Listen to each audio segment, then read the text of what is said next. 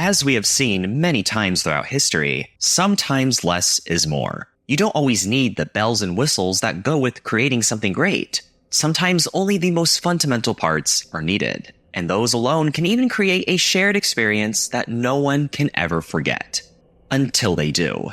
In May of 2013, the Apple App Store was introduced to a cute little game called Flappy Bird. There was no convoluted story, no side quests, just one simple objective. Go in a straight line and dodge all the pillars forever. And you did this by simply tapping your finger. The big incentive to continue playing was through trying to get that new high score. Upon its release, the game really didn't see much traffic, remaining relatively underground. But then everything changed in January of 2014. Seemingly out of nowhere, Flappy Bird went from the subject of a couple of angry tweets to the most popular mobile game in the world in just around 48 hours. Flappy Bird was everywhere, and during its peak, earned over 90 million downloads. And then 2 weeks later, it all just disappeared over the course of one night. Flappy Bird was now history, the only trace of its existence being on the devices of those who downloaded before its unexpected demise. People were now selling their phones for thousands, even tens of thousands of dollars because they still had the game on them. The strange, even mysterious circumstances of Flappy Bird led to many theories regarding its fate, some speculating an influx of death threats, a real-life murder case, and even a lawsuit from Nintendo. But the big picture is the most telling of it all.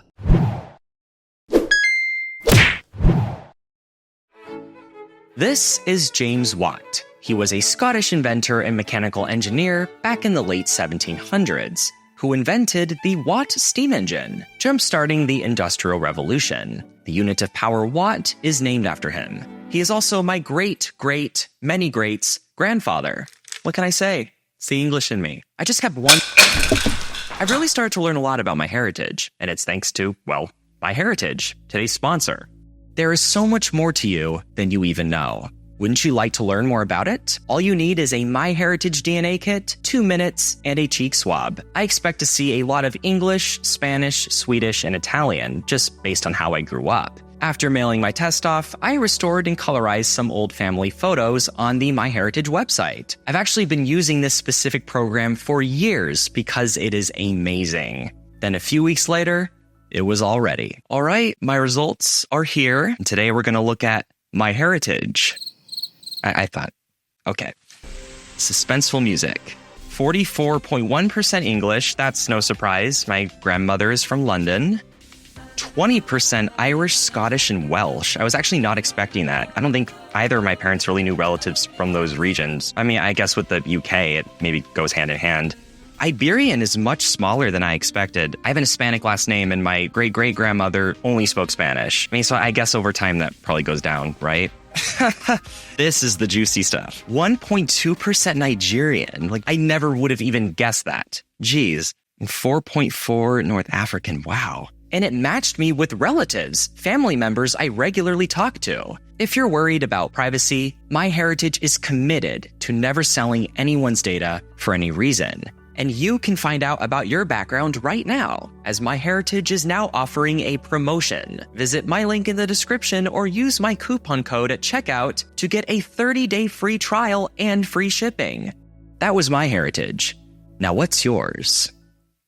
Now, understanding the massive success of Flappy Bird requires understanding a bit of historical context for app culture back in the early 2010s. Apps were a sort of novelty at the time, the kinds that weren't seen as just a tool for facilitating mobile access to the internet, but almost as its own separate world in the digital space. This was a time where paying 99 cents for an app was considered normal. That's because smartphones were just starting to really gain popularity with the public, and therefore maintain some kind of distinction or footing within the digital world. In other words, mobile internet and desktop internet were kind of completely different things, and this was made apparent with app stores. Naturally, you have games like Angry Birds, Doodle Jump, and Candy Crush dominating these mobile entertainment spaces. Now, these games still exist, but the app culture wasn't nearly as homogenized as it is now. Because smartphones were still a growing, booming space, there was still plenty of opportunity for a new app to come along and really stand out.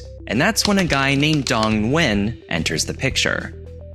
Cut me some slack, okay? A Vietnamese computer science graduate, Nguyen had achieved moderate success as a game developer through his company Gears Studio, with many of these games specifically for mobile devices. But there was something about these games that made them stand out among the other mobile apps of the time, even if it wasn't immediately apparent. They all had a sort of 8-bit arcade feel, reminiscent of the video games that Nguyen grew up playing, such as many of the Nintendo and Atari games that emulated this exact aesthetic. And it could be argued that 2013 was kind of the start of the growing 80s and 90s nostalgia that we saw throughout the decade. But not just that, there is a practical reason for this as well. A smartphone has much greater computing power than a 1980 Atari system. Heck, your iPhone is more powerful than the computers that put us on the moon in 1969. In other words, if you're a game company who is still in the fledgling phases, you can create an arcade-style phone game for pretty much pennies. And of course, the end goal here is to make as much money as possible while also spending as little as possible. And Nguyen was trying to figure out a way to make something that was cheap, very simple in its gameplay, and really just had one main objective, much like an Atari game, such as table tennis. And this type of entertainment was actually perfect for a smartphone. The idea was that mobile games were meant to pass the time, not fill it. It's not like you were playing Halo or The Wolf Among Us that fully immersed you into another world and required sometimes hours of complex decision-making. These were the types of games you played in an elevator, in the waiting room at a doctor's office, on a train, some kind of transitional period where you're either going somewhere or waiting for something else to happen. And name a better way to keep you occupied than giving yourself a challenge where you have to go through as many obstacles as possible. And the most complicated thing you have to do is just tap your screen over and over again. What makes it so addictive? Well, that desire to try and beat your previous high score, just to see how capable you truly are. And so, Nguyen took a bird picture he had developed for one of his previous games, and just 72 hours later, from start to finish, created the game Flap Flap, which was released to the App Store in April of 2013. Then, pretty much nothing happened. It just kind of existed, getting a couple of downloads here and there. Then it didn't take long for Nguyen to notice that the name Flap Flap was already taken from another app on the store. Thankfully, with the App Store's great flexibility, this wasn't much of an issue. To avoid trademark and copyright issues, Nguyen went back into the program and changed its name to Flappy Bird, where it was officially released on May 24th, 2013. Thankfully, those issues were avoided and solved with a much more fitting name for the app, but still, the game just kind of remained pretty much stagnant. But as its addicting and frustrating gameplay planted itself in just a handful of people's minds, enough to the point where they were vocal about it online, you get a little thing called the snowball effect. By December, the app was in the top 1,000. 10 days later, it was in the top 250. And then just another 3 weeks later, it was number 1. By January 2014, there were over 500,000 tweets per day about the app. And then when the app was introduced to the Android store, this momentum would just compound.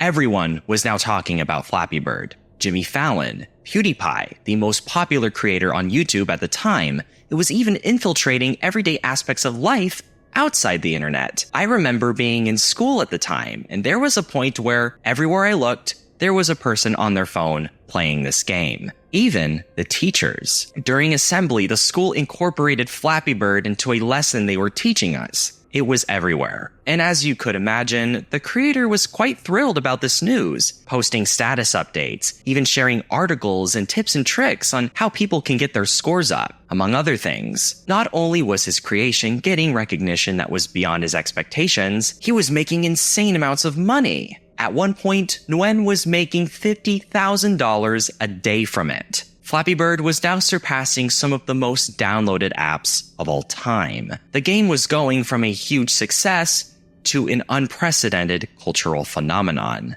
But why? It's not like Flappy Bird was the first of its kind. Again, there were many other mobile games that were meant to fill all that empty time. And even if they were popular or even continue to be popular, they just did not receive that level of intensity. And it really does have to do with what we mentioned earlier about the game's simplicity, but it gets a little bit more nuanced than that. Obviously, a game like Angry Birds was much more complex than Flappy Bird. You could win prizes, pay money to unlock special perks, unlock special characters. It was quite a well-rounded, sophisticated game. It gave the user multiple objectives to try to accomplish as they advanced through the game. This definitely made these types of games more immersive, but because each user's experience with it was different, it made it just a little harder to relate in this respect. With Flappy Bird, everyone was doing the same thing, and they were all trying to accomplish the same thing. Nothing about the game had to change in order to make it more interesting, as that constant urge to go back and beat your previous score was simple and addicting enough. People could really relate to it by comparing each other's scores and trying to one them up, and it was the only thing they had to focus on. But it wasn't just simple in its gameplay, but its engineering. Flappy Bird was completely free. You didn't have to pay 99 cents for it, like what was typical at the time. Instead, the game made its money through ad revenue. But all these ads were just a little window shown at the top of the screen. It wasn't distracting, and it didn't take time away from you actually playing the game. The ads were subliminal enough to still be effective. And it was these factors that really helped in Flappy Bird's success and created a very unique, distraction-free, enriched shared experience among millions of people. Though what was once a fun, humorous pastime soon turned into a bitter, angry, even violent ordeal. And it's at this point where the tale of Flappy Bird meets a pretty tragic fate. The game may have been just a little too addictive. People were now sending death threats to Nguyen, insulting him, and this rapidly growing discussion and scrutiny for the game started pulling in people from all directions, including those from the press, hounding to get an interview with him. People also began to spread rumors, such as those who were accusing him of stealing assets from Nintendo games. There was even an article claiming that a kid in Chicago stabbed his brother 17 times because he beat his high score. Naturally, such an extreme story was quickly revealed to be just a hoax, but it was clear that the charm was starting to wear off, and all this negative attention was really taking a toll on its creator. And on February 8th, 2014, just a couple weeks after its massive takeoff, Nguyen puts out a statement that would reach national news. "I am sorry, Flappy Bird users. 22 hours from now, I will take Flappy Bird down. I cannot take this anymore." And just like that, 22 hours later, Flappy Bird was removed from the App Store and immediately became a fresh relic of the past. But this didn't exactly close the book on this story. People needed to fill that Flappy Bird-shaped hole in their hearts. So you get all these copycat versions of the game popping up left and right in the App Store. There were thousands and thousands of these, all trying to replicate that very basic yet lucrative formula that its predecessor perfected. But no matter how much it imitated, it still wasn't Flappy Bird. The game had now quickly developed a sort of novelty, and that's when all those eBay listings came into the picture, with many treating their Flappy Bird phones like Beanie Babies, selling them for outrageously high prices, really showcasing the demand for this now lost video game. Nguyen began to develop other games that he hoped could be as successful but not as addicting as Flappy Bird. Heck, he even went ahead and released versions of Flappy Bird that did just this. But given that these versions were only available on smart TV devices, it was really just more derivative of what the original Flappy Bird was, much like all these clones. So sadly, Flappy Bird never truly made its official return. And yet here we are, over a decade later, still talking about it. And its presence is even still quite popular. What is it about this old video game from 2013 that still gets people's attention? I like to think that Flappy Bird is just another example of what I like to call the James Dean effect. Although he had a moderately successful career in television back in the 1950s, James Dean only appeared in 2 films while he was alive. But all of that was cut short after he died in a car accident in 1955. He was only 24 years old.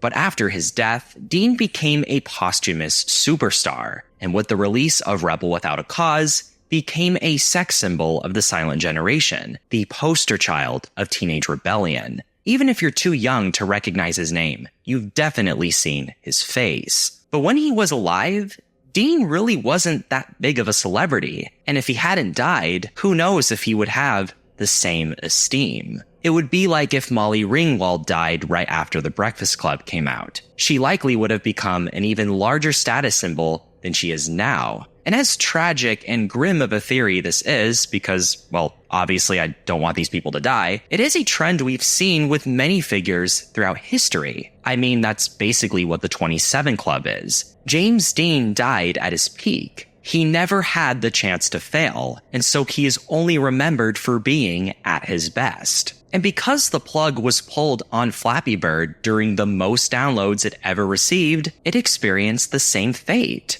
And so people can only remember the good memories it provided. For its own sake, perhaps it was better that Flappy Bird disappeared entirely rather than fading away into obscurity. Because it reminds us of just how the simple things in life can often bring us together so much more than anything else. But you know what else brings utopia and world peace? Supporting me on Patreon, of course. Patreon.com/NationSquid. You can also buy me a coffee, too. It's all for bettering the world. Thank you to MyHeritage for sponsoring this video. Click the link in the description or use my coupon code to learn all about your family history. A special thanks to my patrons and channel members for making this video possible. Thank you so much for watching. If you enjoyed this video, please subscribe and click the notification bell so that you never miss a future video.